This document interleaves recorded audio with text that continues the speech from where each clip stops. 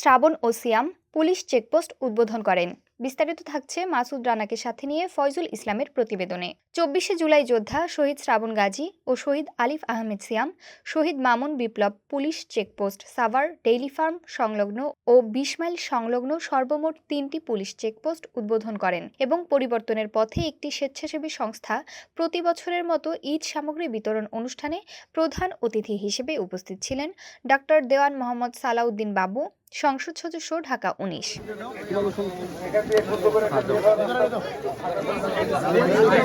বিশেষ অতিথি মোহাম্মদ আনিসুর রহমান আনিস, সহসভাপতি আশুলিয়া থানা বিএনপি, মোহাম্মদ আব্দুস সুবহান, সভাপতি পাথালিয়া ইউনিয়ন বিএনপি, মোহাম্মদ আমিনুর রহমান, সাধারণ সম্পাদক পাথালিয়া ইউনিয়ন বিএনপি। প্রধান অতিথির বক্তব্যে জনাব সালাউদ্দিন বাবু বলেন, জুলাই আন্দোলনে যারা শহীদ হয়েছেন ও আহত হয়েছেন তাদের অবদানে আজ বাংলাদেশের স্বৈরাচার মুক্ত হয়েছে, তাদেরকে আমরা ভুলব না।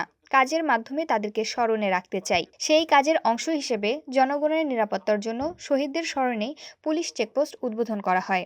আশা করি অত্র এলাকার জনগণ সুফল পাবে। ঈদ উদযাপন করতে পারবো, অনেক মানুষকে আমি সেখানে পাবো না, এটা তো হয় না।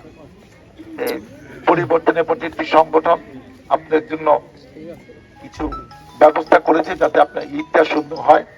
এখানে আছে ছেলেদের জন্য লুঙ্গি, মেয়েদের জন্য শাড়ি, সাথে দেওয়া হবে চাউল, চিনি, সেমা এবং বুড়াদন।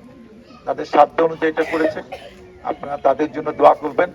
এটা কিন্তু কোনো সরকারি অনুদান না, কিংবা আমিও কিন্তু ব্যক্তিগতভাবে কিছু দেইনি, তাদের সাধ্য অনুযায়ী করেছে।